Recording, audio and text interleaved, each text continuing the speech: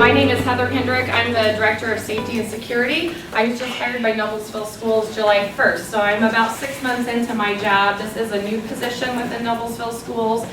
When we passed the referendum, this was part of the referendum as my position, as well as some of our mental health and social workers and things. So it's been a really great experience. I've kind of hit the ground running, and along with a lot of our school resource officers, so it's been a good ride so far. So with me today is Officer Mike Steffen, and we co-lead the training, so if at any time you have questions for either myself or him, we want this to be interactive, just jump right in and ask us questions. And then, as always, afterwards, if you have questions about your individual area or classroom that you work in every day, feel free to see us afterwards as well. Okay?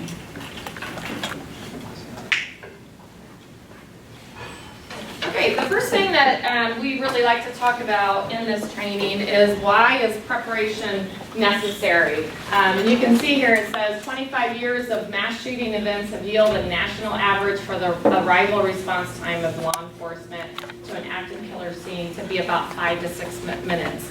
And that's just an average time. And here in Noblesville, you will see NHS, it says 3 to 5 minutes. We are very fortunate here at Noblesville Schools. If you're not familiar, we do have school resource officers in every one of our buildings. And so that's why that response time looks a little bit shorter here for us, because we do have officers in all of our buildings.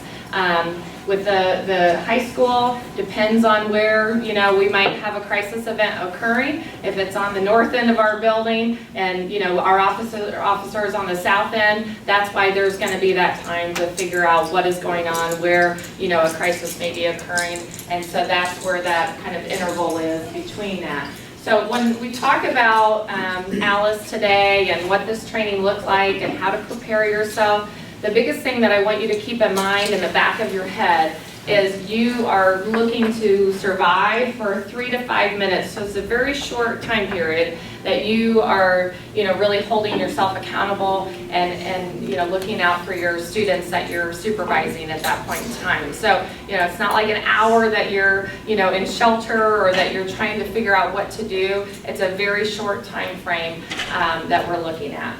Do you want to add anything with that too, Mike? Yeah, really the goal with Alice is to kind of keep you safe in that immediate time and buy that time for first responders to get there to kind of finish things if need be. So that's really what it's about. It's a great program if you know it works. So kind of that right. Yeah.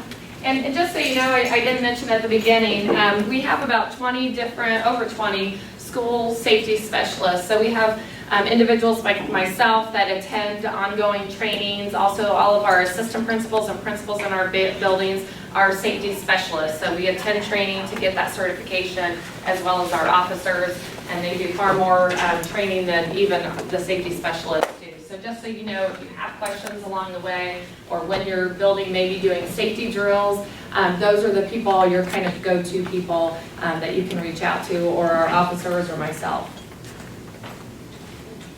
Okay, citizen preparation for danger. This isn't anything new necessarily when you think about what we've done, and maybe some of us that are older, what we did maybe when we were in elementary, junior high, high school. We went through fire drills, we did tornado drills, so that wasn't anything new. And to a lot of our kids today, unfortunately, in my mind, I guess, our Alice drills, or our safety drills that we do, aren't anything new to them. They've become quite accustomed to them. They understand that it's just part of the preparation. But for us, it's a little bit different mind shift. But really, if you look back, at this, we've been preparing for dangerous situations for years. And so this is just something, Alice is just a preparation for a new kind of danger that unfortunately our schools are experiencing. And we know, this is something we've, as a country, or as the world, we've been behind the curve on this. There hasn't been a death from a fire in a school building since the 50s. Okay, there hadn't been one from a tornado since the 70s up until 2016, I believe it was, and that was just bad luck, really more than anything. It's where can't control where a tornado is, where it's at in the building, where people are. So. Kind of the same deal. If we plan, we prepare for this. Like I still have the tail end of duck and cover when I was a kid. So like, we plan for also man-made disasters. It just, this is an effective planning way to mitigate man-made disasters. The first thing that we're going to go through today is actually hearing the audio of the 911 call from Columbine. And if you've never heard this, it's a little disturbing. And it basically is coming from the teacher that is in the library center where a lot of the shooting was taking place. And so it's her call to 911. And again, it's a little disturbing, but things to keep in mind, and then we'll kind of follow up and talk about this afterwards. If you look at the date, this was April 20th, 1999. So think about how long ago that was and how far we've come. And that's kind of our point in all this. You know, these were the protocols that were put in place back then. And it was basically to hunker down and to hide and to get out of sight. And that was really what they were told to do. So we'll talk about that starting from, you know, back in 1999 and then where we've come with Alice today. So we'll go ahead and listen to this. Yeah.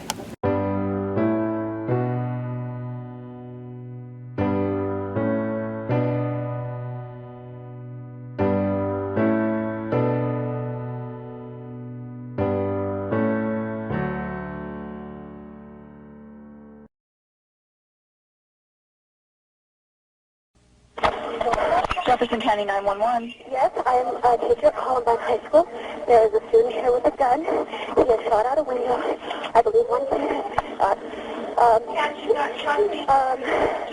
I've been Columbine High School. I don't know what's in my shoulder. If it was just the last beat or what. Okay, has anybody been injured, ma'am? Yes. Okay. Yes. And the school is in a panic. And I'm in the library. I've got students down under the tables, kids. Heads under the table. Kids are screaming. Some of the teachers are, you know, trying to take control of things. We need police here. Okay, we're getting them there. Police here. Who is the student, ma'am? I do not know who the student is. Okay. I saw a student outside. I was in hall duty. Oh, God. Okay. I was on hall duty. I saw a gun. I said, what's going on out there? And he said, oh, it's probably some video production. It's probably a joke. I said, well, I don't think that's a good idea. And I went walking outside. I can see his dance. See what was going on. He turned the gun straight at us and shot. And my God, the window went out. And the kid standing there with me, I think he got hit. Okay. Something in my shoulder. Okay. We've got help on the way, ma'am. Okay. Okay. Oh, God. Stay in the line with me. Oh, God. Hey, kids, just stay down. Do we know where he's at? I'm sorry? Do we know where he's at? Okay. I'm in the library. He's upstairs. He's right outside of here. He's outside? He's outside of this hall. Outside of a hall or outside? This hall. Of the Okay. library. There are alarms and things going off now. Smoke. My God, smoke is like coming into this room. Okay. I've got the kids under the table here. I don't know what's happening in the rest of the building. There's also like smoke in the building. I don't know. I'm sure someone has to be calling 911 beside Yes, me. we've got a lot of people on. Okay. I just want you to stay in the line with me. We need to know what's going on. Okay. Okay? I am on the floor. Okay. And you've got the kids in the there? library. And I've got every student in this library on the floor. You better stay on the floor. Is there any way you can lock the doors?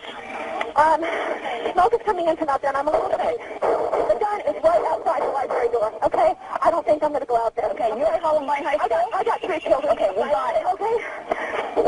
I'm not going to go to the door to shut the door, okay? I've got the kids on the floor. I got all the kids in the library on the floor. We have paramedics, we have fire, and we have police en route, okay, sir? Okay. Okay. Yes. I mean, I don't know. I can't believe he's not out of bullets. He just keeps shooting and shooting and shooting. Okay. Yeah, we've got a police officer on scene. I thought it was.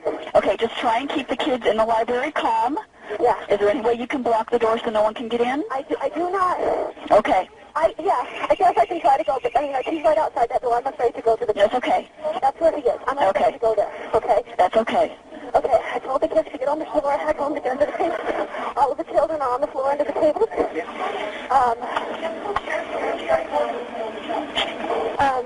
Yeah, they're all under the tables. Okay. And as long as we can just try and keep... No one's saying a word. Okay, as long as we can keep everyone there as calm as we can. I hear some yelling out there going on right now. Yeah, we've got alarms going off now as well. Yeah, there's alarms. This room is filled with smoke. Okay. Okay. Keep everyone low to the floor. Yeah. Yeah. Everyone's up. Okay. Everyone stay on the floor. Stay on the floor. Stay under the table. Okay. I don't know. Okay, I know, just... I don't know. I didn't. I said, what is that kid got? He was outside at the time, and I was on call duty. Oh God. He's crying. He's like, woo woo woo. I know. Things are being shut off. I do not know who the student was. I don't even think I saw him. He was wearing black. He didn't look very large. Male student. He was out there shooting. It looked like he was pointing out and shooting. And somebody, I said, what is that? I said, what's going on out there? This wiretap gun. It's probably for video productions. You know, they do these video productions. And the kids, I said, well, that's not, you know, a play gun, a real gun. I was going out there to say no. And I went, oh my God, that was really close. That was Okay.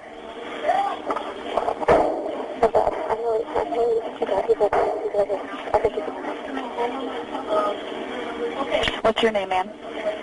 My name is Patty. Patty? He's yelling everybody get up right now. He's in the library. He's saying everybody get up right now. Okay. He's in the library. I have him in the library shooting at students to the lady that I have in the library on the phone. Okay, try and keep as many people down as we can. Okay. Do you know who he is? Okay.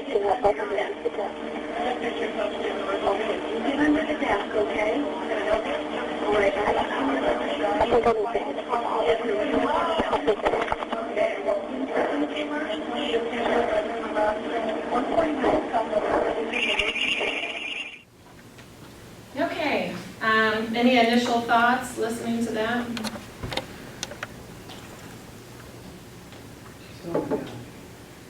Yeah, great. How do you think Patty did? Orders. Yeah? Presence of mind to call. Right? And to stay on with dispatch for that long, right? And I thought she was really pretty calm, you know, considering everything that was going on around her. She was able to articulate, you know, what was going on. What did you find interesting about what orders she was giving out to the kids, and even the orders that dispatch was giving to her?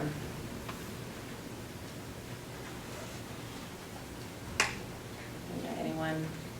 I mean, they were telling them to take cover, to stay down, so there was never any, you know, choice in what they were doing. You know, they didn't have the choices that we'll talk about today with evacuation, with barricading, you know, those types of things. You know, at one point in time, I think the dispatch asked her if she could, you know, put something in front of the door, which was good. But, you know, back then, that wasn't the protocol. So, you know, we're not here to critique what Patty did. Obviously, she did an amazing job. But it's just how far we've come from, you know, what the protocols were back then of going in a dark corner in a room and trying to hide and wait till something bad happens to what we've moved to till today. And that's what we'll kind of, Mike and I will take you through with Alice. I would say as 911 callers go, she did a phenomenal job.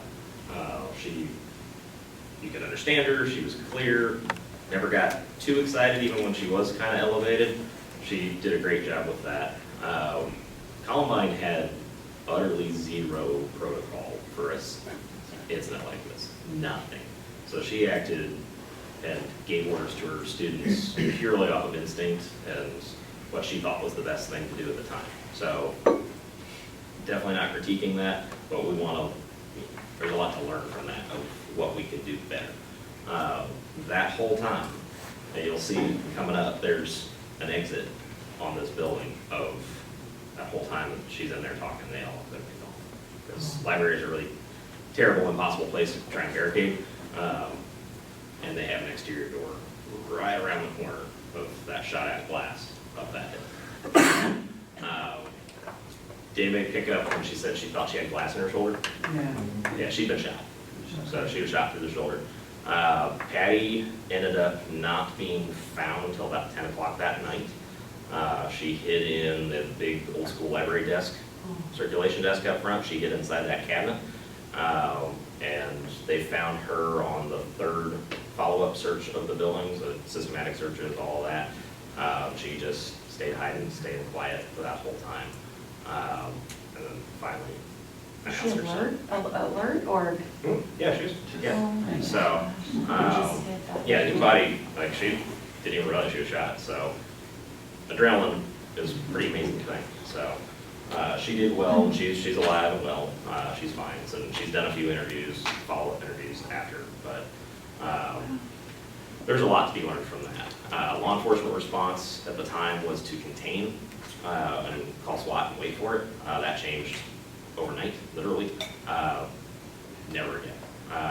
So that's why, that's why there's the repulsion when agencies don't enter, on scenes like that nowadays, because nobody trains that way anymore. So now we go right in, dive in. We're not waiting for backup. We're just going in and addressing. So that's why it's important by us that time, so for us to get there.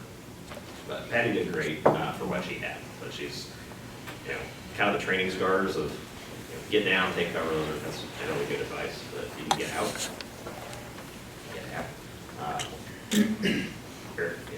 Big open rooms are with lots of doors, like a library.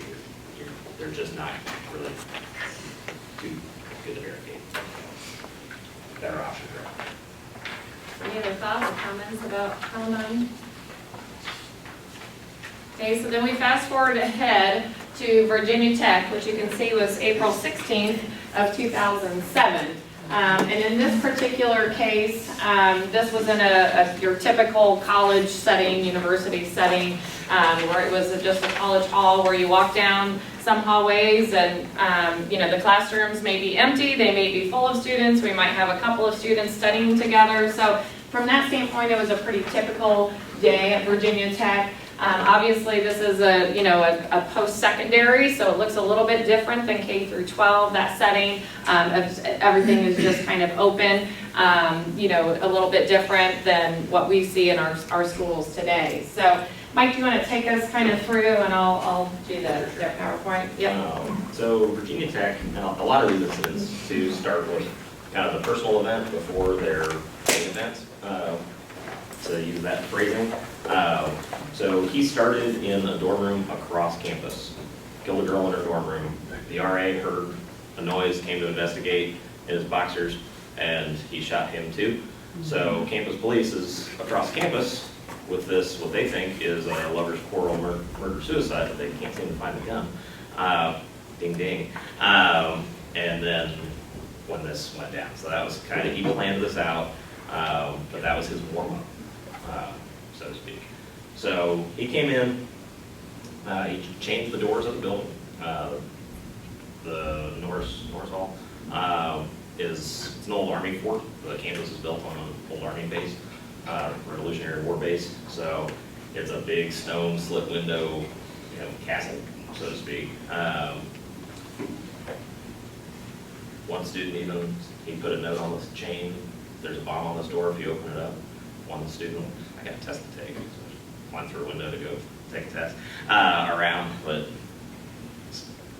motivated students, I guess. So he came in, first class he went to was 206, was French class. There are windows on these doors, and the doors are not equipped with locks, it's handles only. Okay, so anybody come in and go as they please. College, not every room is full every time. So came in, completely had them by surprise in 206. Shot a whole lot of people, and then moved down the hall systematically. So 206 stayed down, didn't do anything. 207, he came in there, shot, I would assume probably about half of those people, and then they're like, that was terrible, we're not letting that happen again, so we're going to barricade our door, and we're not letting them back in here. Their numbers are half of what 206 is. 211, they stayed down, same thing. Their numbers are twice what 207s are. 204, Professor Liebescu was a Holocaust survivor. So when we talk, one of the big things about this training is survival mindset. You can absolutely, like most handgun shots are survivable. Most, depending on where you're at, number and all of that. But you absolutely can survive a gunshot. He didn't live through that to let some able to come and kill him at his job. being a professor. So Professor Lucas Q barricaded the door with his body. Standing up tall, barricaded the door, kept everybody out. They busted out the window and everybody jumped. This is the second floor. And he sent everybody else in that room out the window. And they all did it. 2 people were killed. He was shot through the door and killed. And the gunman was able to get inside and he shot one more person as she was going out the window. She was the last person out. And she got killed, just wasn't out quick in time. The 3 that were wounded were knee and ankle injuries from the fall, from the jump. So, rule of thumb, you can survive a fall 2 to 3 times your height. Kind of rough, hard and fast rule. So, jumping out a second story window is not that big of a deal. Saved a lot of lives in there. 205, one of the people in there had some combat training. They barricaded the door with their feet because they didn't really have much else and they didn't think to use desks. But they were low on the ground and kept them out. Kind of like you probably did with your siblings when you were a kid. Hold the door shut with your feet. So nobody was killed or wounded in that classroom at all.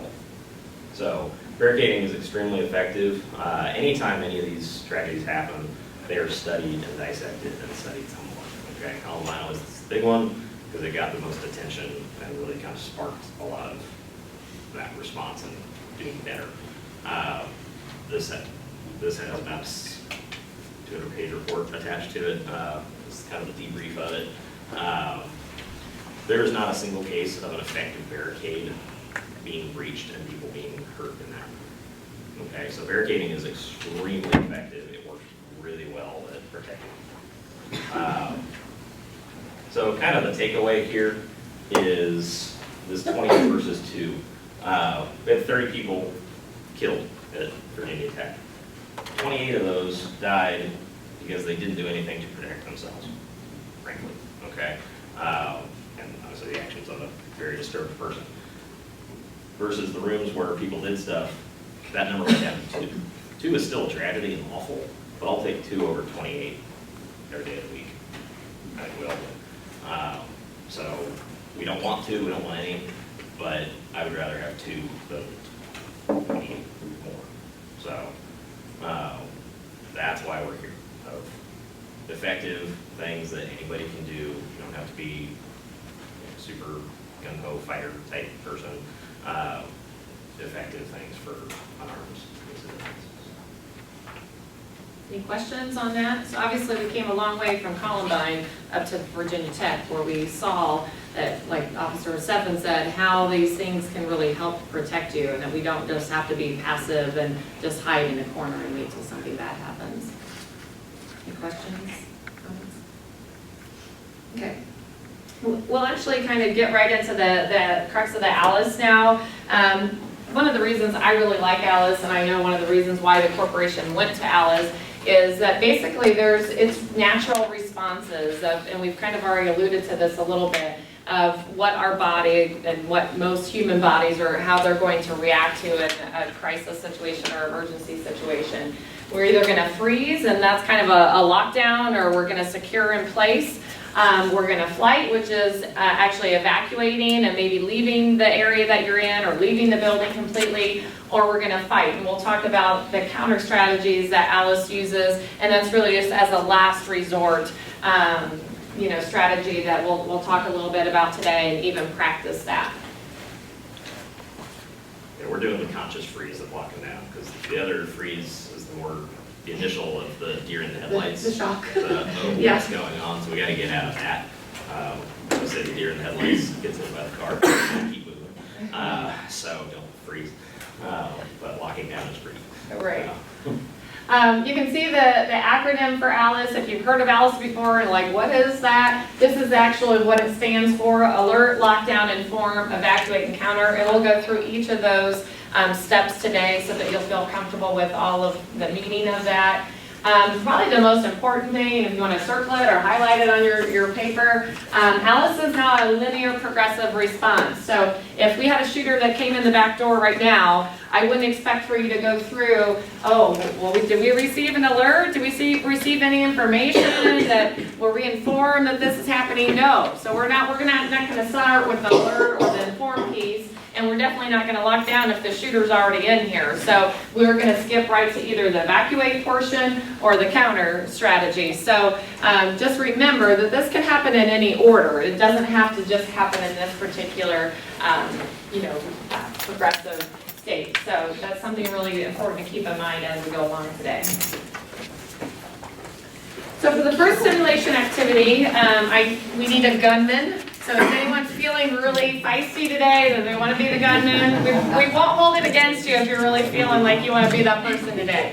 And really all it involves is you don't have a real gun, you don't even have a fake gun, you have a laser pointer, and that basically this red light here is what you're going to use to get your targets. Anyone want to do that today?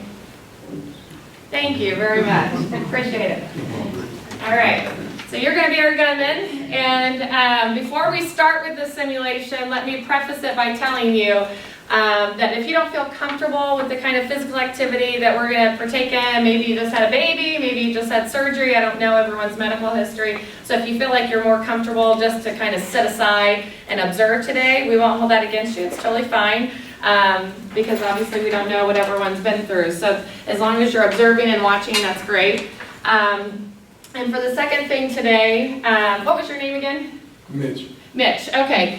Again, Mitch is going to be our shooter throughout our simulations today. Our goal is not to hurt Mitch. We don't want to tackle him at any point in time. We've had other trainings where people get a little crazy and they're really out to get the gunman. So we're learning the strategies today, but we're not trying to hit or hurt Mitch. Okay, so just remember that today when we get to the counter strategies of actually throwing balls at him, remember that we're not trying to hurt him. So, and then the other thing today, with our first simulation, what we're going to go is, this whole class is going to go into this next room. We usually use the 2 conference rooms next to here, but only this next one next to us is open today. So we're going to use that one only. So all of you are going to be in this next boardroom right next to us. And for this particular simulation, you cannot barricade and you cannot counter back with anything. So you can use the furniture that's in there, and basically that's all you have. Okay? So you're going to come in there, and then obviously Mitch, our gunman, is going to come in at some point in time, and you have to fend for yourself. Okay? You want to add anything there? So this is typically known as the sitting duck drill, because this is kind of what showing you why we have drills in place, or why we have policies in place and training in place, because without it, you see just how much it kind of robs you. So that's why we do this. So. Questions?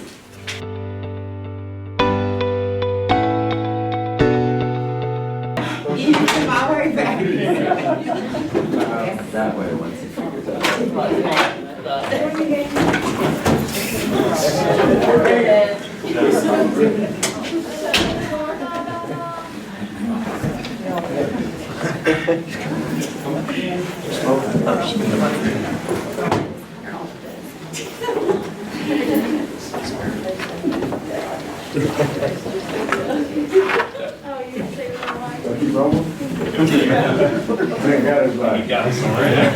So, what'd you feel like? A sitting duck, kind of like Officer Stephen said, right? A sitting duck, kind of helpless. Someone said, yeah, didn't feel like you could even do anything, right? And Mitch, how easy was that for you? Pretty easy. Pretty easy, okay? So again, we kind of go back to, when we heard the audio of Columbine, it's not much different, that we're just, that was really their protocol back then. And I don't know, some of you that are new, maybe come from other school districts, we still have schools that that's kind of how they run their safety drills, is they still have the kids hunker down, hide in a corner. They don't, look to do ALICE as far as evacuating and barricading and locking down. So that's not uncommon. We have a lot of, outside people that come into our district and they're like, what? We didn't know that we even had options to, to do. So with ALICE, that's what it basically gives you, is that empowerment to do things just like what you did. That's actually a good point to bring up too. Sandy Hook, everybody has heard the story of the teacher that shielded her kindergarten class, and she was killed, and so was every one of her students. The will was there. Clearly the will was there. She had every instinct to protect her students. She literally did everything, laid down her life to protect her students. unfortunately, it didn't matter. And if she had had more tools in her toolbox to do something more effective, then that could have been a different outcome, a better outcome. So the will is there, we know that. We take care of these kids like they're our own, we feel that like they're our own kids. So having better tools to better protect them and us, and ourselves, is critical. So she did a heroic thing, it just didn't matter, unfortunately, it's just sad. So we can do better than that. It's being the sitting duck doesn't help, because these attackers choose victims that they think are helpless.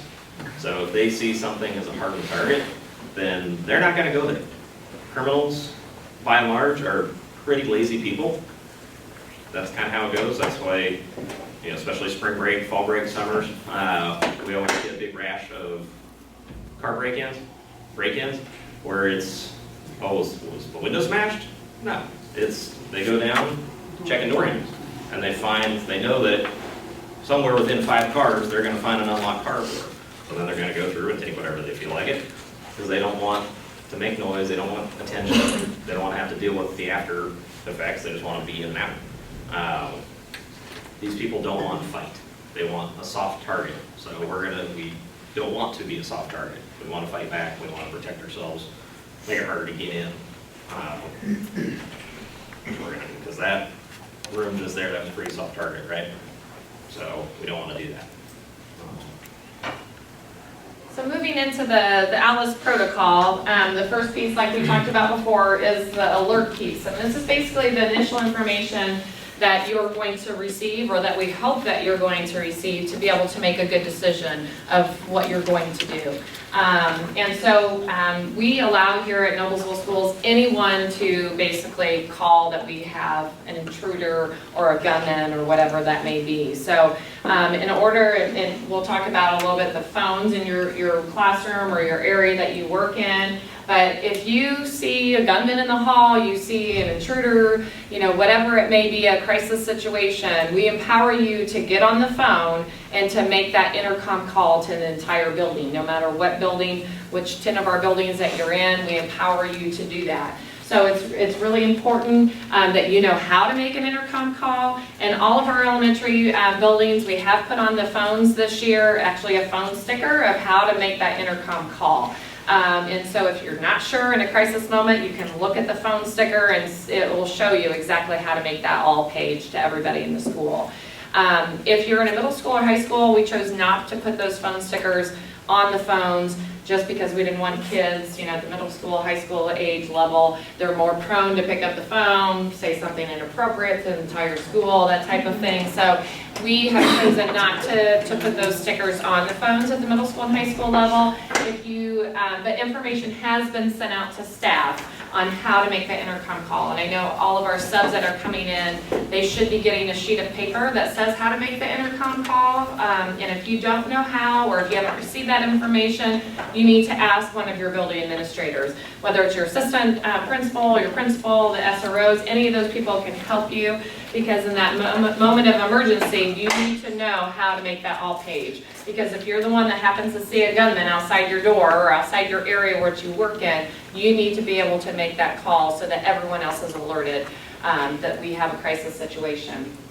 So when you get on the phone to make that intercom page, there's basically 2 pieces of information that you need to be able to communicate to everyone else. And that is what's going on. So don't just get on the phone and make a page and say, oh my gosh, we have a gunman, and hang up, because that's not going to help anyone.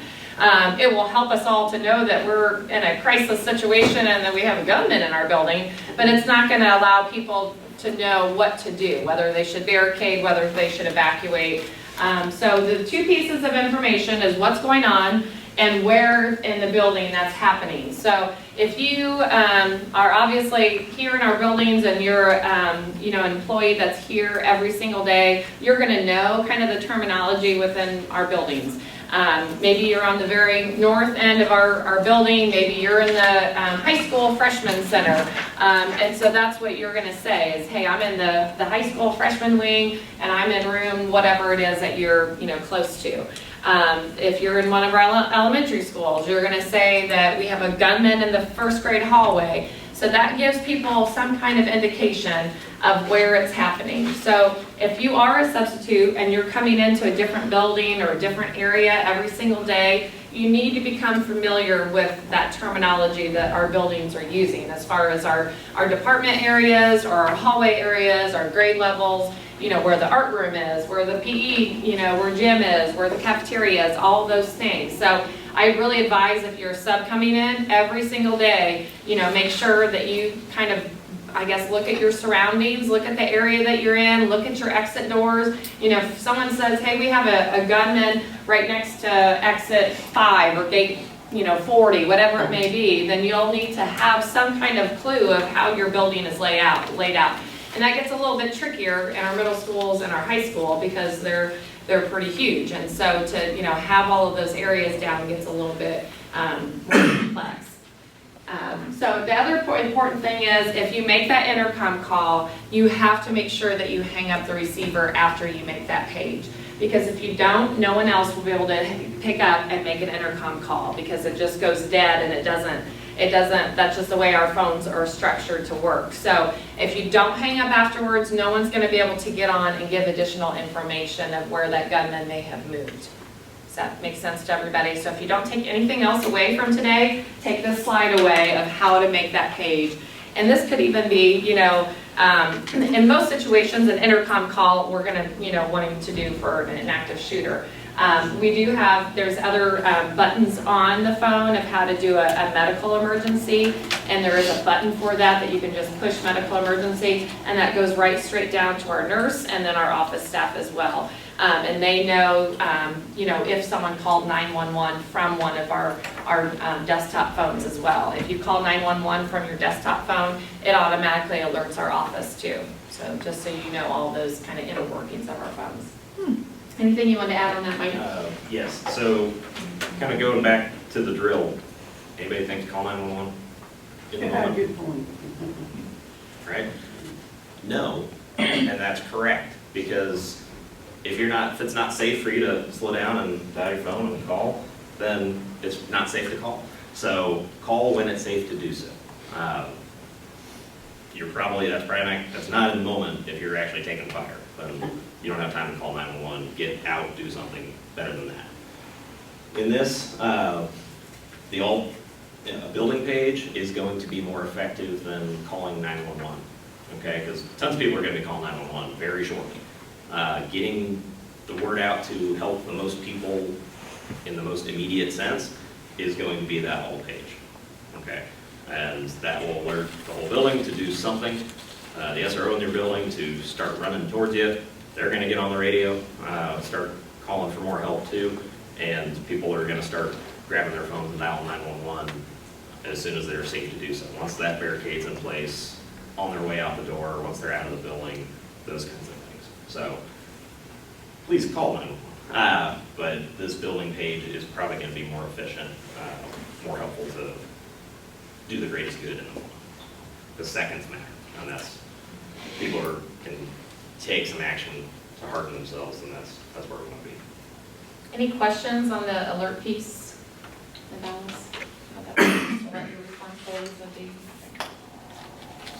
Okay, the next thing, and actually this just shows, the kind of our example that we gave, lockdown. That doesn't really help us to know what we're dealing with. If someone just comes on the intercom and says lockdown, that doesn't, again, tell us where. It tells us we have to do something. Right. It doesn't let us make an informed decision. To this, which is lockdown, gunman in the admin hallway, gunman in the admin hallway. And again, they repeated themselves to make sure people heard it, 2 different times. They said we, had a lockdown and we have a gunman and where it is. So those are the kind of the descriptors that we want to use, and it just really is so much more beneficial. Okay, we'll move into the lockdown stage, and if you want to just kind of cross out on your slide lockdown and put barricade, That's kind of when we talk about locking down, we talk about barricading whatever area that we may be in. If we, work in the kitchen or we work in a classroom, wherever it may be, we're talking about barricading when we talk about lockdown. So that's just, those two are kind of equivalent. And really, a lot of people will tell you that lockdown is one of your safest bets, and that's very true. If you have a good barricading system that you can use to secure your door and secure the area that you're in, you're going to be pretty safe. And so that's, if you ever doubt yourself of whether you should evacuate or whether you should lock down, this is, don't let people think, or don't, think yourself like this is just not a good option, because it very much is a good option. And Mike can actually talk to, the barricading that took place on May 25th during our actual shooting. Yeah, we had a ton of rooms that barricaded. Some were really, really good. Some need a little work. Others, we had some really motivated teachers that kind of broke, one teacher that broke a class out and evacuated them. So that's just what they did. But we had a lot of that. The people, every classroom close to the room where it occurred, all of those surrounding classrooms all barricaded, because they knew they were too close to risk going out in the hallway. So if that alert tells you that it's near, that it's close, it's within line of sight, or maybe that door, maybe they're downstairs, you're upstairs, and maybe they're right by that exit stairway, that closest exit stairway. Well, then you're sending a whole bunch of people down to a choke point in that building, right? So we don't want to do that. Sometimes the fastest door to get out may not be the closest. It might be you go across out to the bus doors, because then you're not all funneling down to a narrow, side staircase type exit. Yeah, if you're close to it, we want to barricade. We don't want to poke our head out in the hallway to see, and so we want to go with that. Barricading works really well. If you give somebody enough time and effort, then you can defeat any door lock. We're not giving these people that time. They're only going to have that 3 to 5 minutes, because there's already likely an officer in the building, unless they're out for training or something, and they're running as fast as they can to get there. And we've got every car in the city and surrounding counties, 2-3 counties out, coming as fast as they can, because that's just how it goes. So we'll have 200 cops there within 10 minutes, 10, 15 minutes. So we want to barricade and buy that time and get them out, because just like the car door, if they can't get in, then they're not going to do much damage. They know that their time is limited. Okay, they usually have one of 2 exit plans. It's either to kill themselves or to get shot by the police. They don't typically want a fight, so they don't really want to get in that fight with the police. Sometimes they'll try and blend in and escape, but they don't want to fight. So they know that their time is limited, and their goal is to get numbers. So if we deny them access to numbers of people, then that's what we want to do. And a couple other things on the barricading. You should have received this sheet by your table. If you're in a classroom setting, this is really just some good tips of how to create a classroom where you can easily push things in front of your door to barricade the door.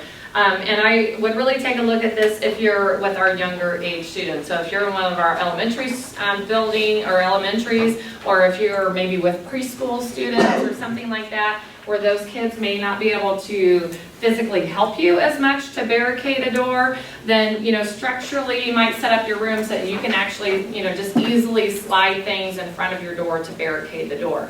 At our middle schools and our high school, those kids are going to jump right in and they're going to help you barricade that door, no problem. And our little ones will surprise you. I mean, they are definitely capable, and you would have those kids that would definitely be willing to help you. It's just, their physical strength isn't going to be that of our middle school and high school students. So this is just something to kind of look at these key points of how to structure your classroom in order to help with that. The other thing that we are looking at as a corporation is barricading devices. And this would be a device that would be used all through our district, corporation-wide. that would be on each of your classroom doors. So anywhere that we've located anywhere in our buildings that we may want to bring in students and have a barricade or lockdown, then we have accounted for a barricading device. So with the barricading device, it's not just as easy as like selecting one and saying, oh, we like this one, we're going to go with this one.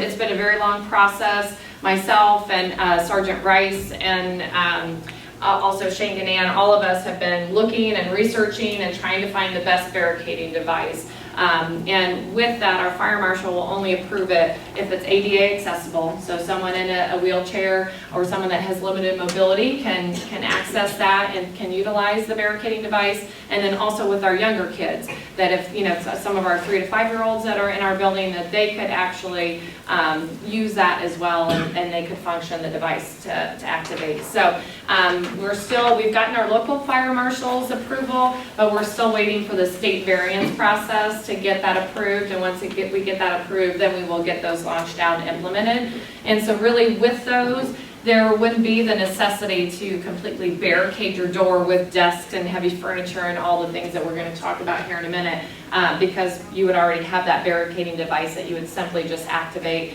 and your door would be safely barricaded. Sometimes people worry about the noise, like, oh, this is, this noise, they're going to know that we're in here. So what? You're in a school during the day, like, it's expected to be full of people. So that's okay. I can tell you, responding, when I'm hearing metal and desks and chairs all being thrown as I'm going down the hallway, that told me these rooms are safe. I don't need to worry about these rooms because they're barricading, they're okay. Okay, so that was a good thing.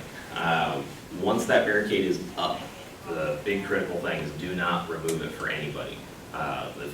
Till it's uniformed law enforcement announces themselves to, hey, it's safe, we're going to evacuate you now. We'll have keys. We have keys. Hopefully we'll be going around with the building administrator, so there's also a familiar voice to kind of facilitate that process of, and it puts people at ease too of, oh, hey, I know this person. All right, we're good now. So that's a big one. There have been incidences, the Richmond incident where, most recent, Richmond, Indiana, where that student was actually trying to get into classrooms. Hey, I'm stuck in the hallway, help me, help me. So it's important, do not open that door for anybody, all right? Which people, that's kind of the other point of that. What about those stragglers? What about that kid that went to the bathroom or went to the nurse or has small group or meets with an IA? They're okay, okay? They're not in your room, but these people want numbers, okay? Our guy wanted numbers. That's what they want. So that lone straggler, they're not a big target. They're not an attractive target for somebody. They're just that lone straggler. So, and they can move. They're not tied down to that classroom. They can run. So they can run, they can hide in the bathroom, stay where they're at, go anywhere else. They need to be taught, don't waste your time trying to get in because we're not gonna let you in. Spend your time running out the door because that's a good spot. You're on your feet, you're good, you're mobile, you're in a good position too. So don't feel like you're abandoning them because they have their own needs and they're in a good shape too. So you just gotta go. And during our safety drills, that's really something that we try to explain to the kids when we're going through these drills, that if they happen to get stuck out in the hallway, like Mike said, then, we try to give them those, options of what their options are, that don't run back to the classroom. And I know that's a really, it's a really hard thing to swallow and think about, but that's why we try to train our kids to, if that happens, the teacher's responsibility is to protect the masses, and those kids have the options, like Mike said, to either evacuate, hide somewhere else, hide in a nearby, nook or cranny, or to get out of the building. Any questions on that? Okay. This picture just kind of shows some effective barricading things. The one picture shows just the dust stacked up in front of a door, which is sometimes effective. The other one, they actually made like a man shift or a makeshift, piece of wood that they, tie to the door. If you look at the door, and that would be another thing, to look at especially if you're a sub and you're in multiple classrooms and multiple areas throughout the day, take a look at the doors. Like at these doors that we have here, they have the top hinge at the top. You can even like wrap a belt or a wire or a cable cord or something around those to restrict those from opening. Same thing if it's a typical, I don't think we have, like on our storage door over there, like a handle. Again, you can do the same thing of having someone actually, hold a belt or a cord of some kind off to the side so it doesn't allow that actual door, handle to move at all or to have any movement. But again, like Mike mentioned earlier, that's one of the reasons why our doors are required to be locked at all times.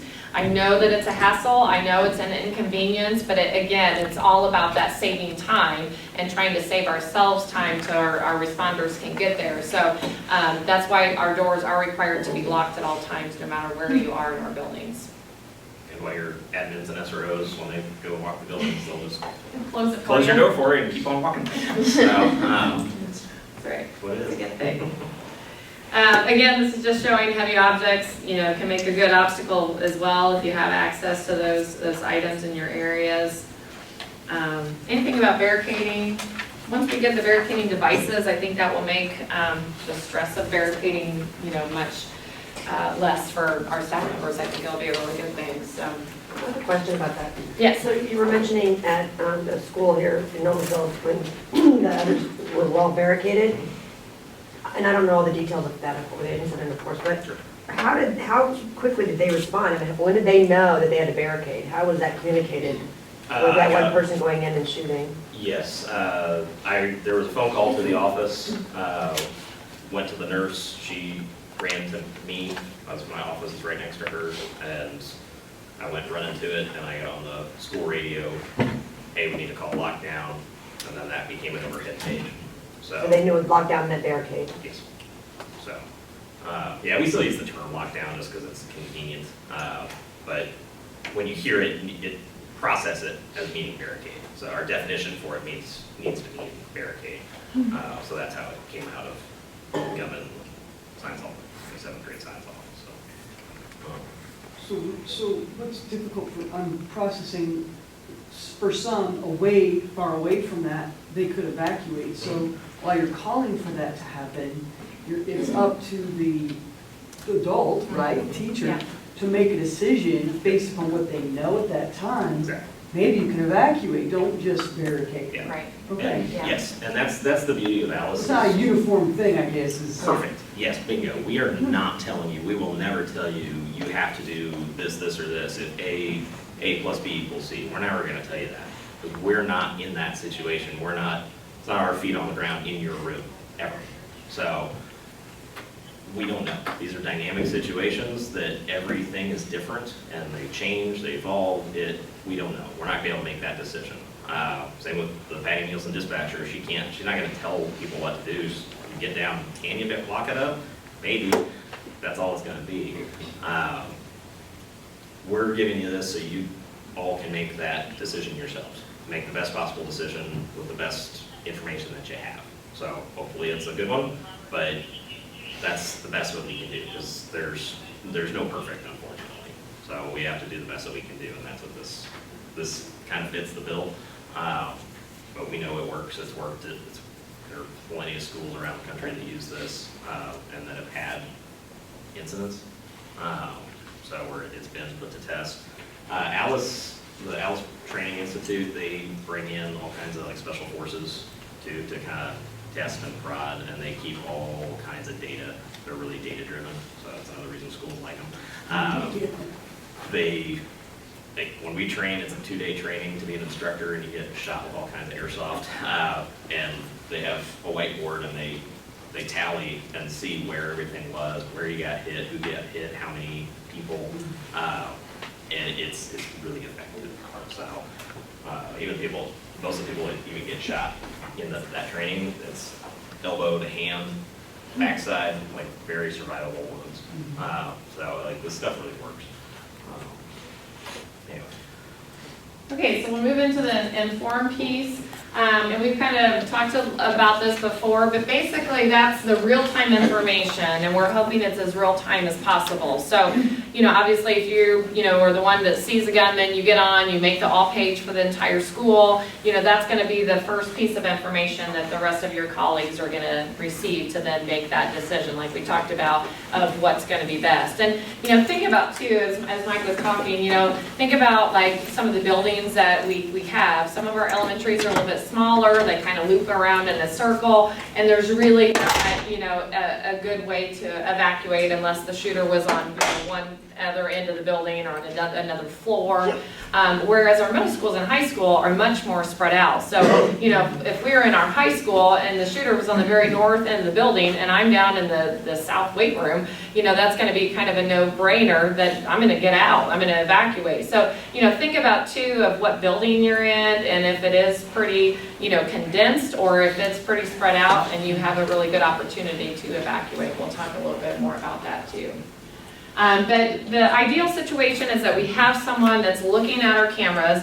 If you're not aware, our facilities are saturated in cameras, and these guys sitting right here can tell you. They're constantly monitoring those throughout the day. They're helping to make sure that those cameras are working and functioning, and otherwise, if they're not, to report those to our tech guys so that our tech team can handle those things for us and get those fixes done. But with the cameras, ideal situation is that we have someone that's, hunkered down, barricaded in an area, and they're able to watch these cameras and give that live footage over the intercom or page, announcement, so that everyone can hear exactly where that gunman is and you can make an informed decision. With that being said, if you have chosen that the first piece of information that comes in, that you think, oh gosh, I have to barricade, that gunman's close to my area or my room, we really suggest that once you've barricaded, don't try to unbarricade and then evacuate out of your room. There may be situations that you do that, but it's very uncommon, and we really don't promote that at all. I would say unless it's on fire, there's no reason to do that. Right, yeah. Or unless something would turn ugly within, the room or something that you're in. But otherwise, once you decide to barricade and you've made that stronghold, then we really just, advise you, even if that other information you think, oh, I could have evacuated, we will recommend to you that you choose to just stay barricaded. Does that make sense to everybody? Okay. Again, I think we went over all the informed piece there. I always Did you have kind something else to add? the logo, I always joke that the I in Alice is the lowercase, because it's probably the least likely to possibly happen. If there's a spot where it can break down, it's probably this. There may not be that update, because something might all go into rooms and then that's it, and there may not be that update. So that initial alert might be all you get to make those decisions. So if you don't have an update, then just go with what you know. All right, so that's another thing with barricading works really well, because you're just there and you're in a safe spot. So this is just kind of a visual of like, here's someone watching the cameras, giving that footage of where the intruder or gunman may be at that point in time. Which is, again, ideal situation, most likely, maybe not going to happen, but.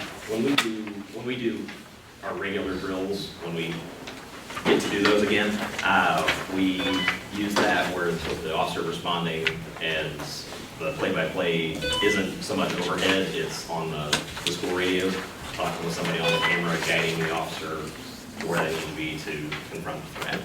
So that's how a lot of times we will do our drills from the officer side, and it gets the staff coached on the cameras and practice and all that. So that's kind of how we do it when we incorporate them drill-wise. It's the whole building doesn't hear it or see it usually, but there might be we invite teachers to get on the intercoms, and if they see somebody, then they'll hop on the phone. We've done that before, and that's worked pretty well. So we'll get there.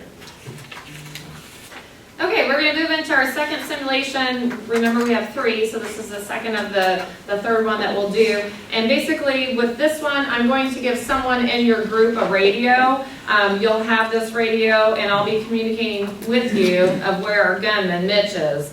So Mitch is gonna be with me, we're gonna be going around the building here, around the admin building, and then that way you'll be able to know kind of this informed piece of where he is and what to do to make your decision. Are you gonna stay in the room? Because you're gonna start in here in the boardroom next to us. You're gonna stay in there until you have information.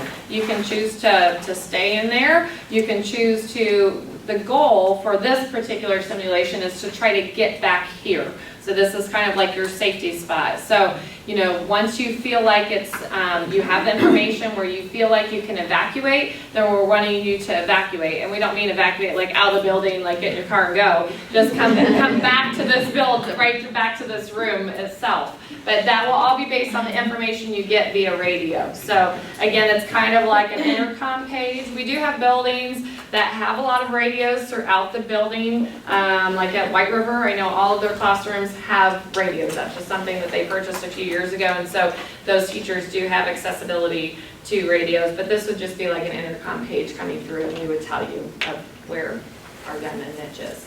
Does that make sense? So again, your goal is to get from there back to here when you feel like it's safe to do so. Anything you want to add? No? Okay, so you can go ahead and go next door.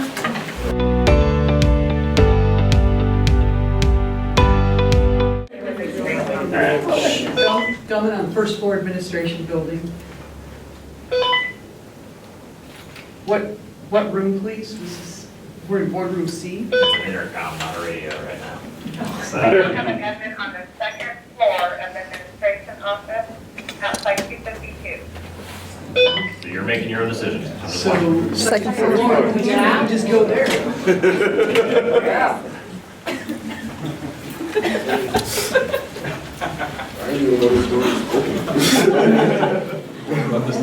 Now it's open. So how'd you feel that time? Any better? It felt good until he told me, no, it's not a radio, it's just an intercom. I wanted to communicate. Oh, that's great. But that's the reality. So. Yeah. While we're kind of slowing back down, we have to pass. The city's asked me to keep our own rosters, so I'm just going to pass this around. You can sign in a duplicate roster for me, please.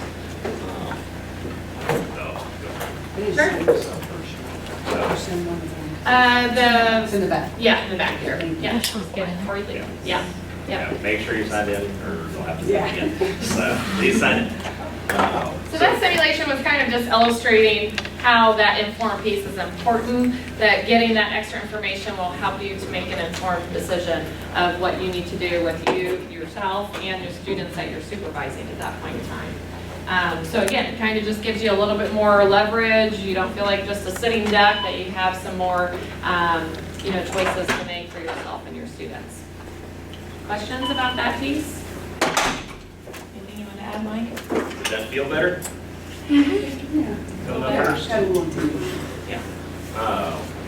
Yeah, not being in the dark always feels better. And not being stuck in a classroom.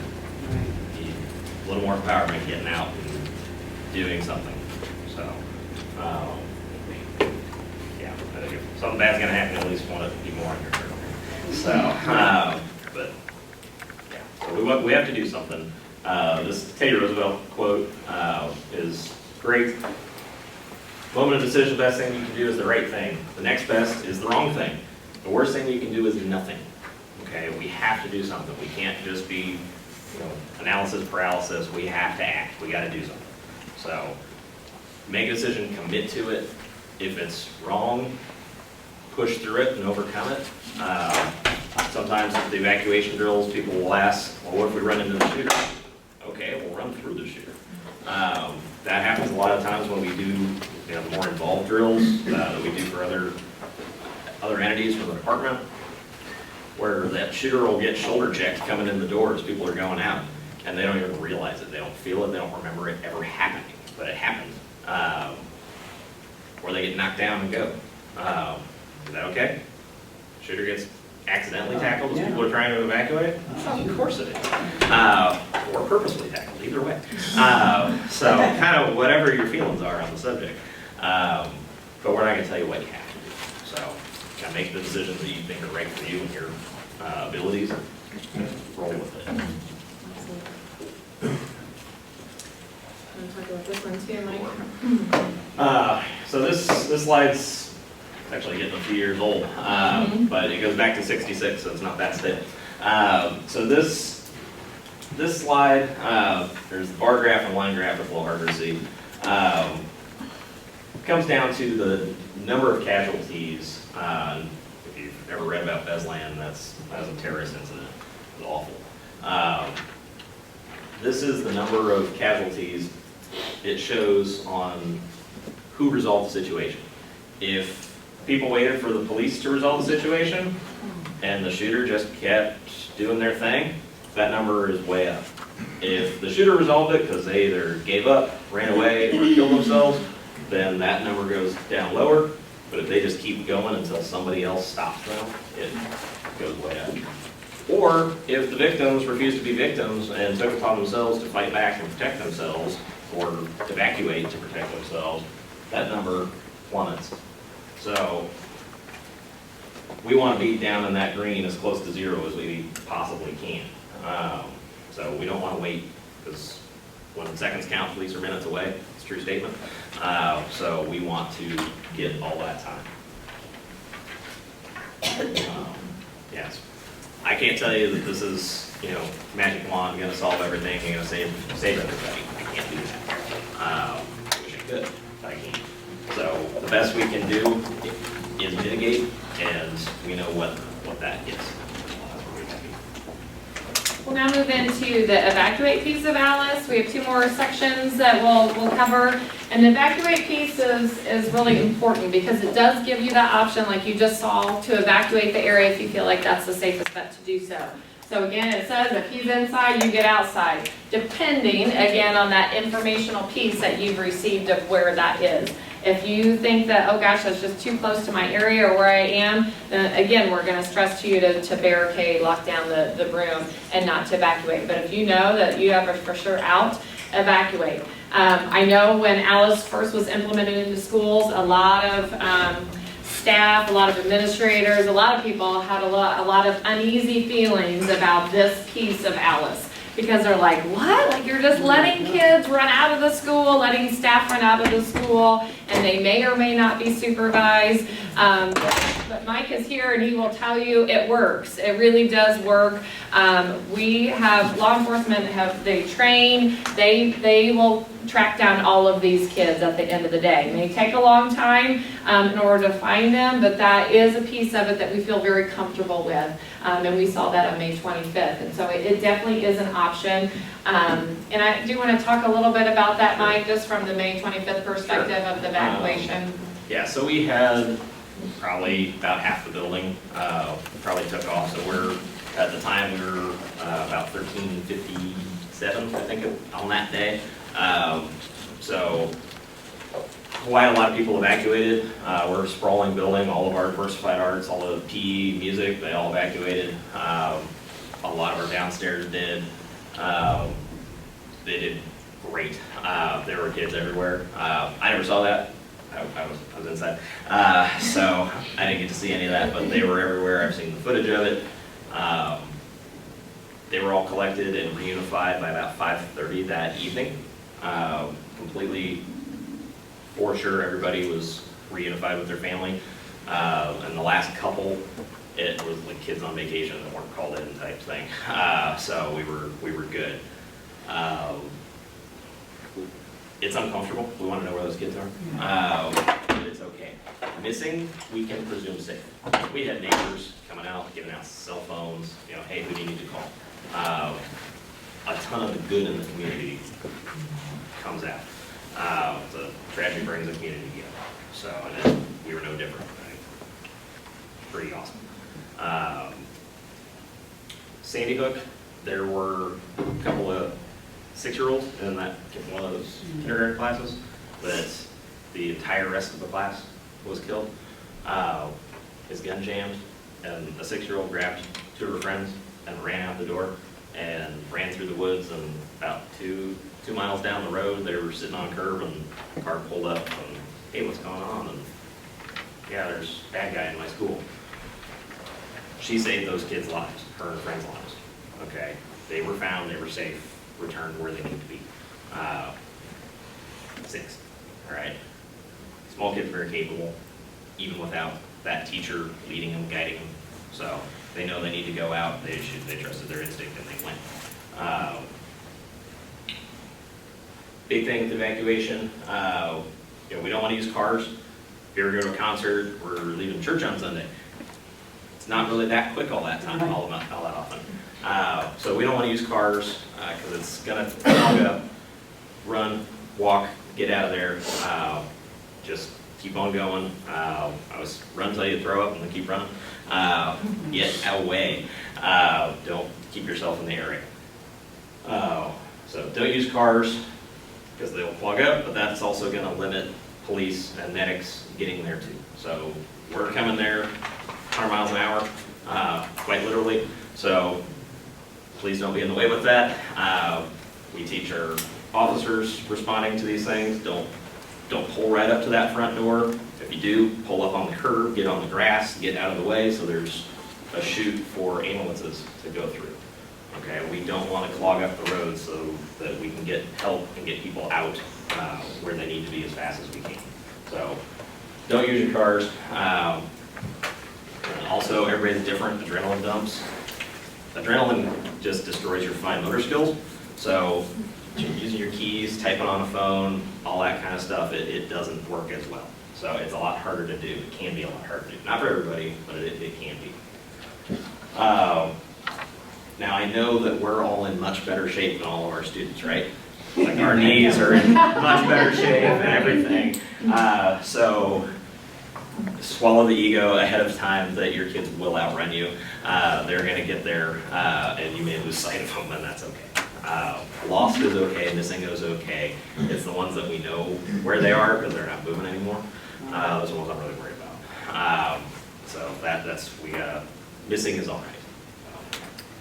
And during our drills, our staff does a good job of making sure that those kids know kind of like what the points are to run to. We have emergency shelter locations that are within like walking distance of each one of our 10 schools. So the kids should know like where those areas are, to run towards. Like for Wes, they ran towards the golf course, so at least there's some kind of meeting point or grouping point of where we could find the majority of those kids. Although we will tell the kids during drills, if Aunt Sally lives down the street and they want to run to Aunt Sally's house, we don't care. That's totally fine if that's a shelter, and we can make sure that we contact Sally or their mom or dad or whoever later, or even send an officer out to the house to find them later. That's what we're worried about, is that they have a safe shelter place. Just one piece of information that's changed a little bit. So if you've been here, if you were here a couple of years ago when we had the shooting, at that point in time, the kids from West were actually bused over to our high school, and that was our reunification site. We no longer do that. Obviously, with that particular situation, that was the best that we knew at the time, but that created a whole lot of havoc and chaos for us. We had the second threat, which is just statistically fairly common, and so we now have 2 reunification sites that are not within our schools, and so those are just places that our parents, and we'll be reunifying our parents and our students together, that we won't be adding another threat to the students that are already there, or even adding to the chaos. Like in that particular situation, we already have 3,000 kids at the high school. Then we're bringing in that many more parents for those kids, plus we had all the West kids and their parents. So that's why we decided just to go with 2 different reunification sites, that we would then communicate that out to our parents of where they need to go to get there. Yes? Are there 2 unification sites per school? No, for our district, yeah, but they're mammoth, yeah. And we're not, obviously for confidentiality, we're not sharing where those places are or where they are, because we don't want parents beating us out there. We already have to deal with the fact that we're trying to get ahead of all of our kids on their phones and, giving our parents and social media all of the information, and so we really want to be able to get out to our sites and set up shop, so to speak, and be able to get our reunification process established before we have all the parents flooding out there. Any questions on the evacuate piece? again, it's probably, especially for some of our elementary folks or ones that deal with early childhood kids on a daily basis, you know, those are the people that this is hard because you have all your little ducklings and you're trying to get them to come along with you. Most of the time they will, but those that won't, again, we're trying to get the masses, and the other ones hopefully will come along with you. As far as special needs students that, you know, may lack some mobility or maybe wheelchair bound, those types of things, we generally recommend to barricade. That's usually the best practice, especially if you have multiple kids that are in a wheelchair in your same classroom.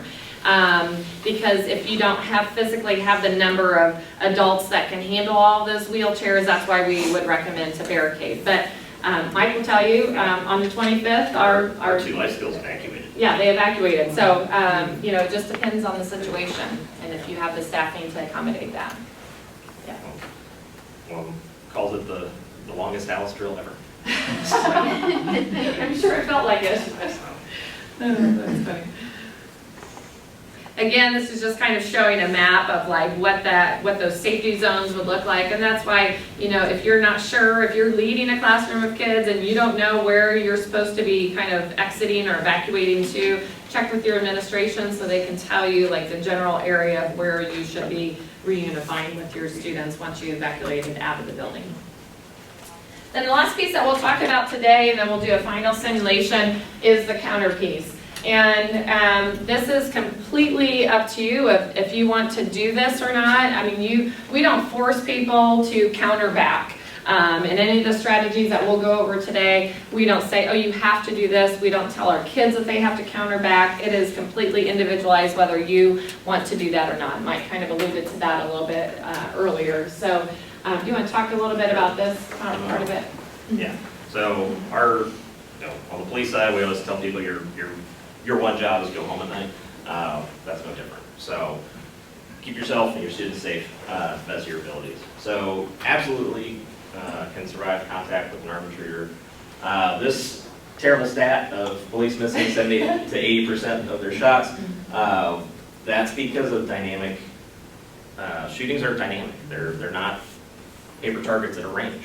I can tell you the Virginia Tech shooter put targets on the ground, training for people huddled around corners in that kind of weather position, because that's what he was expecting to find, because that's what he grew up with people doing in stuff, because he wasn't much, he was a college student, so he's kind of grown up in this era. Nobody said, pretty freaking weird, we should probably call somebody about that, but that's what he did. That statistic comes from gunfights are ugly, they're dirty, there's movement, there's yelling, there's blood, there's cars whizzing by probably, there's broken glass, there's all that kind of stuff. We're not just standing still, we're moving around, we're doing that dance. So that's why those numbers go down. Also, as an officer, we have to care about where our bullets go. This bad guy? No, he wants that bullet to go into an innocent person. We have to be careful of that. They don't care. They don't train, we train.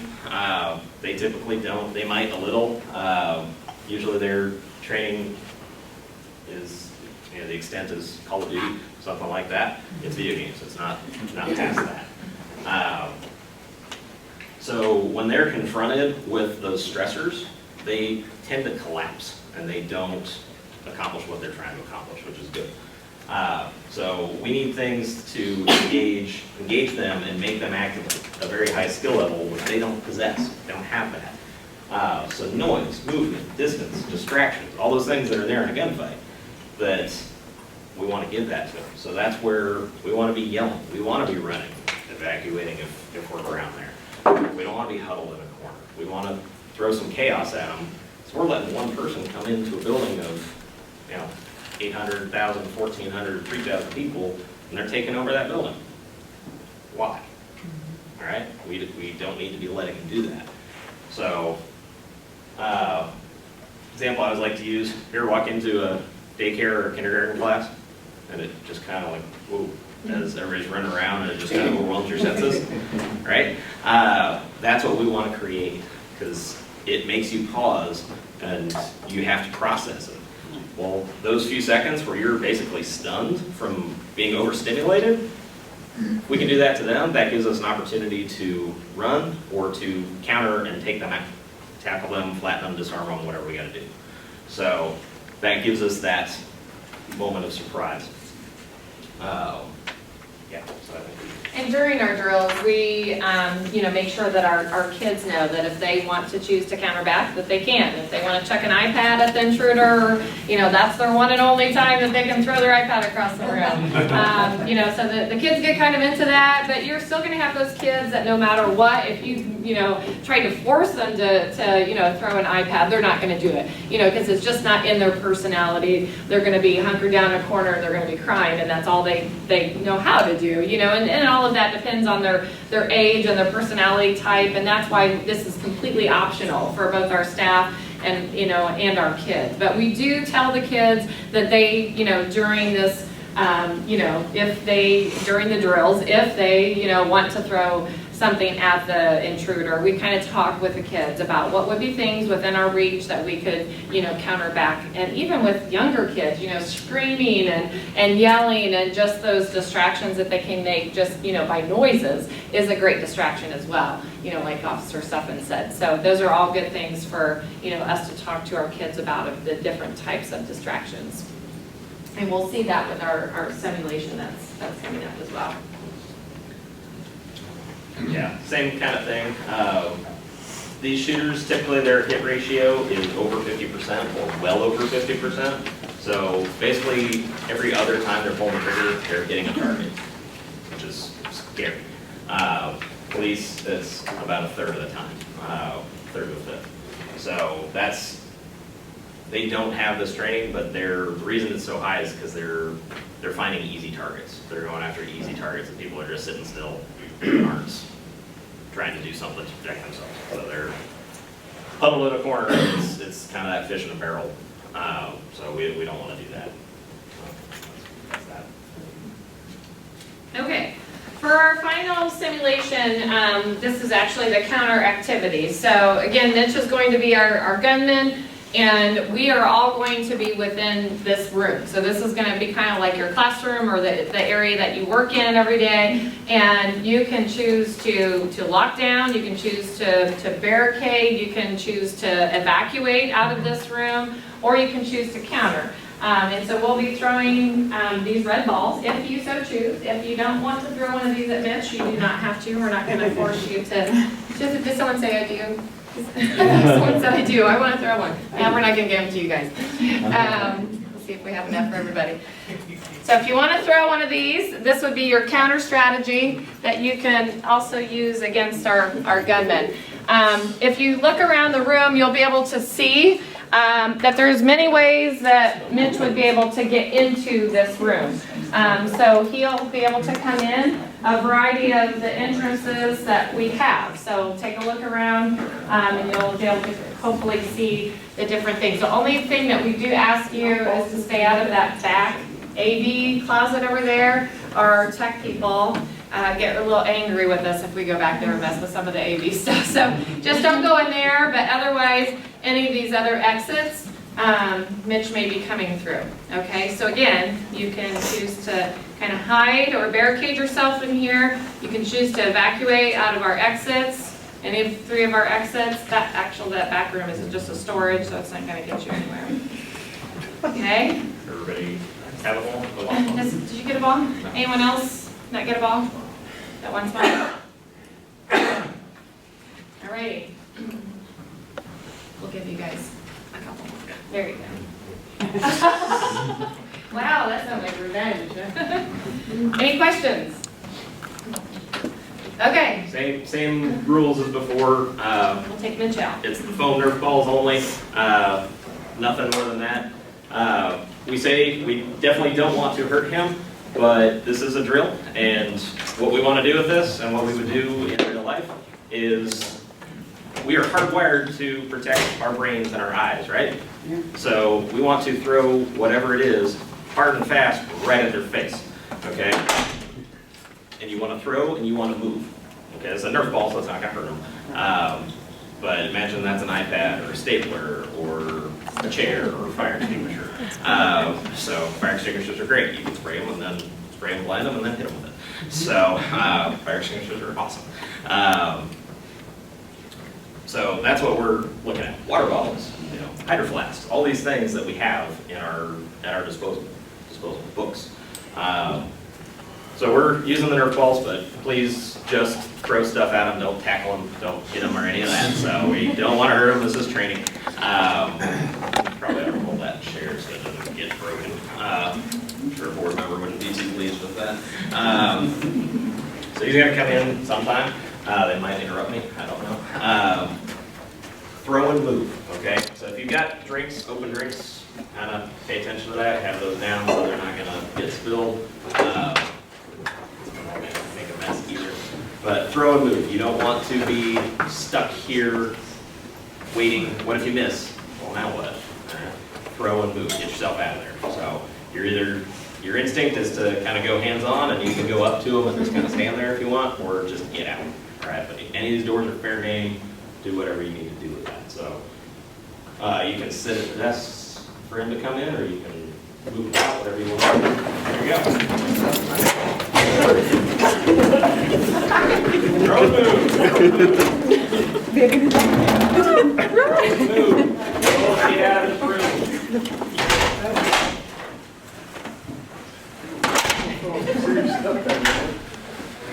All right. Send everybody in. Get them on. All right. Shooter, how was that for you compared to the others? Difficult. Okay. And the others were probably quite easy? Oh, yeah. Yeah. So, maybe not for your gut to do it, but yeah. So, it makes it hard. A lot of times people will describe it, like we used to use tennis balls until they got a little too dried out and they started actually hurting a little bit. It was just a sea of green coming at people. But that's usually how they describe it. Is that fair? Just all these red tennis balls, or red foam balls coming at. Yeah, if that's a hard object, a heavy object, is that going to make you rethink your actions a little bit? Yeah. Yeah. So we call it's called the OODA loop. Observe, orient, decide, and act. All right, we've got a slide now. So I like to use the example of rolling a football. If you roll around like a soccer ball at somebody and it just goes straight to them.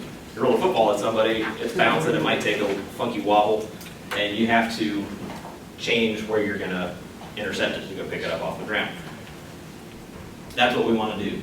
Every little stutter step is slowing down that thought process. Every time you interrupt it, it has to reset. That's the way the brain works. So it resets from the beginning every single time you interrupt it. So that might be an iPad to the face. Resets that OODA loop, and that's okay. I had a lady, cashier at the Village Pantry down off of Michigan Road in Indianapolis. Got robbed one too many times. She chucked a 2-liter at somebody, knocked him out cold. 1 million shot.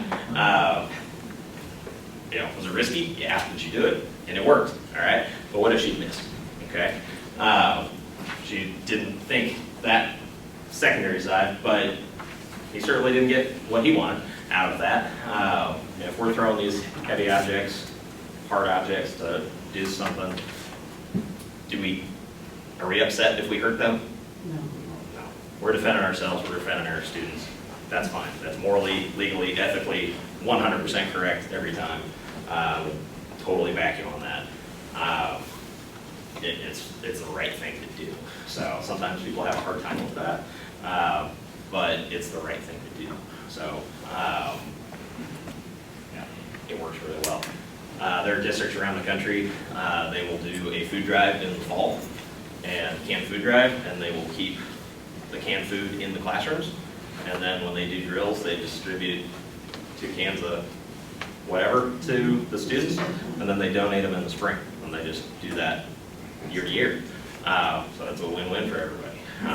Food pantries, and then the students have that, because if you're in a classroom and you're trying to come in and do harm, and then suddenly you've got 60 cans of cream corn and soup coming at your melon, that's a hard day.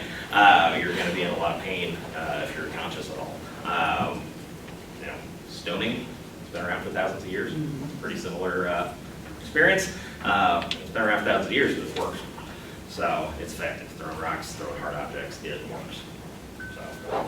And this is just to kind of illustrate that there really is a science behind it. So, you know, when Alice came up with this, it wasn't just like, oh, let's just chuck things at people and see how it, you know, affects them. There really is a science behind how this can be so distracting to a shooter that they can't get a clean shot off. They still may be able to get a shot off, but it's probably not going to be the target that they're looking for. And even Alice will, you know, they have used Jason Seaman's example of the basketball he had on his science lab and how he chucked that at the shooter. Now they use that as, hey, look, the counter strategies do work. So, you know, it really is proven. Yeah, the shooting that was from the Air Force pilot, flight instructor. So, barricading, cover, and concealment. Barricading keeps somebody outside of a door. It may or may not be cover or concealment. Cover is something that will stop a bullet. Concealment is something that will hide you from an attacker. So they all have their place. They're all useful. Just they have different limitations. Evade, escape. That's our evacuate. So swarm technique. We'll discuss this. We're not going to do it. We will take, a lot of times we'll take the biggest person in the room, biggest, strongest person in the room, and the 4 smallest people in the room, and we'll have that person stand out there. And the swarm technique, they use it for like high-risk prisoner extractions, all kinds of stuff. Or it's the toddler technique of, you know, toddlers sit on your foot and you go walking, right? What, 10 steps before you're finally to the point of, all right, get off me, and you shake them off your leg. That's a toddler. It wears you out. Imagine that's, you know, student or mid-sized, adult-sized student or an adult. You're talking 100 pounds minimum probably on each leg. Doesn't matter how big or strong you are, you're not moving very much. And when we do these drills with the swarm, people, it's like, all right, try to move, and they immediately go to the ground. Immediately get pulled down to the ground. So usually this takes one person to spark that action of, because you're probably, you know, whether it's you, whether it's a student, whether it's somebody else, there's probably somebody in that room that is raring to go, and they're ready to defend whatever they need to do. And they're ready to go hands-on, because that's how they're wired. Like, everybody's wired a little differently, and that's all good. So some people, that's how they're wired. Some people, it's hide in the corner. Some people, it's to run away. Some, they're ready to fight. So that's fine. So whatever it is whatever it is. Swarm technique is a good one. Hey, I'll grab this arm, you grab that arm, you grab the legs, and take somebody down. You get them to the ground, controlling the head is another great way to do that, because where the head goes, the body follows. And you want to secure that weapon. So that could be somebody else on that weapon. When we did this in Dallas School, where we were getting shot, you know, with airsoft at the time, people still weren't even, you know, barely were getting shot, even doing that. So it's surprisingly effective, even unarmed, I guess, again. At some point, there's a good chance that there might be a gun on the ground, whether they get taken out from the swarm, police shoot them, they shoot themselves, whatever it is, that gun can lay there 100 years, and it's perfectly safe where it's at. It's not going to go off, okay? Leave it where it is if you can. Grab a trash can, cover with a trash can, okay? Or if you feel like you have to scoop with a trash can, whatever. Please don't be the person running down the hallway, hey, I got the gun away. Yeah. All right? Because we're coming in pretty hot, okay? In order, if there's any sort of threatening look, somebody running down the hallway with a gun, that's not a good day, okay? So we don't want anything like that to ever happen. Hey, I got the gun in a big trash can. That's not a threatening action, okay? That's like, all right, crazy person with a trash can, cool. All right, but that's all right. So we know that that's a safer way to do it, but just cover the trash can, leave it there. Hey, it's on the ground over there, no problem. So that's where we want it to be. Law enforcement's going to come in, and we're going to take charge of the scene. We're going to take charge. We're overriding any policies, any teachers, any principals, that we're going to take it over. Just do what's ordered. We'll systematically move people through, people will get searched, people may or may not get handcuffed. That's just kind of go with the flow and deal with it. It's not anything personal. We need to just be systematic just to make sure less than 2% of these incidents ever have a second shooter. Okay, so statistically it's very, very, very slim, but we want to make sure that if there's somebody out there that chickened out or is kind of sleeping, we want to find them, make sure that they can't do anything. So we're going to be systematic to make sure that we root any of that out. Any questions on any of that? So, the swarm thing, Yep. are there any rules in that fighting? I would say no. Yeah, like there are no. I'd say the only rule in a gunfight is don't fight fair. You need to win. Okay, so don't fight fair. Do whatever you have to do, can do to protect yourself and your students. So we're not worried about what happens to that person because they wrote their check. So whatever happens, happens, and we're going to keep everybody safe as we can. They're in there, if we can save their life, great, but if they don't, they don't. It is, I'm a mental health person, I will absolutely root for suicide in these cases, because if they do that, they're not hurting somebody else. Okay, and statistically, it's a high likelihood. We had another slide of, it's almost 40% of gunmen will kill themselves because they don't want to fight. So, actually, I think it's about 47%. So it's a very high number. So concerns, like I said, it really is less than 2% have more than one. People always kind of go there because of Columbine, but it's really very, very rare. I can think of 3 off the all the time. Yes, you could run into a shooter if you evacuate. But if you do, we talked about that. Run through them, run past them. Just keep on moving. Don't slow down. We'll find people, that's okay. Liability, that's its own thing. I hate it because it kind of paralyzes people from making decisions. Just know that, there's a good chance everybody's getting sued, and that's what it is. Don't worry about it. It's going to happen anyway, why stress about it? But we're doing everything that we have found in best practices across the country, which we attend trainings, we're in national committees, national trainings, all that we're at that best practice level. I already talked about small children, special ed. Rally points being a secondary attack location.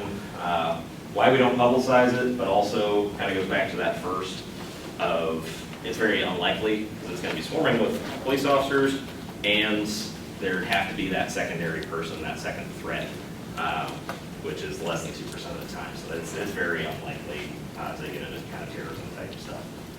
Excuse me. Yes. Is a rally point the same as a reunification? Yes, point? it's just different terminology. That's just what Alice used. And sometimes you'll hear rally point in some of our people, but yeah, rally point is reunification. That's just kind of that. It makes sense. That's what it is. Police are coming in hot, so please don't make yourself appear like you possibly could be a threat. So just leave it where it's at. Get it away from the shooter, and so as long as that trigger doesn't get pulled, it's they can sit there perfect. From the shooter, what do you think about counter strategies? I think they make a difference. Yeah. So, yeah. And we've seen it in real life. We've seen it in houses. We've seen it documented in other places. So it's in thousands and thousands of school districts. Businesses around the country use it. NASA uses it. There's lots of people. There are different forms besides Alice. Alice, run, hide, fight, get out, hide out, take out. If you've ever heard of any of those, I know IU used run, hide, fight. IPS, I think, used run, hide, fight. Same terminology, basically. Same principles, just different tweaks here and there. So a lot of the same principles. And Alice is just geared a little bit more towards the K-12 setting. Yep. So if you're familiar with any of those, they're all good. Okay, so what questions do you guys have? Questions that maybe we didn't cover today? I know we went through a lot of information, the 3 simulations. our goal today is to try to empower you so that you know that you are empowered to go out and make those decisions for yourself and your students that you are responsible for. Obviously, safety is something we are constantly talking about. That's why we have our officers in our buildings. So if anytime, you have questions regarding your area, or something just doesn't seem right, with the safety drill or whatever it may be, feel free to come to any one of us, and we'd be glad to, try to help you along. Yeah, we all have school email too, so if you don't know where we're at, or just email us, or come find us, talk to us, any of that. We're happy to help any way we can.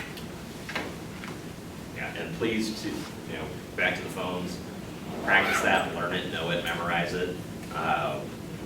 E-learning days before school, check it out. It's not a big deal to hear whatever that tone is in the mornings. It's just somebody practicing. That's okay. So check it out, try it out, learn it, and make sure you hang up. Because if you don't hang up, it makes it a busy signal, busy tone. So please hang up. Any questions? Okay, well, thank you guys all for coming today. Make sure you sign the roster. Make sure you sign the sign-in sheet.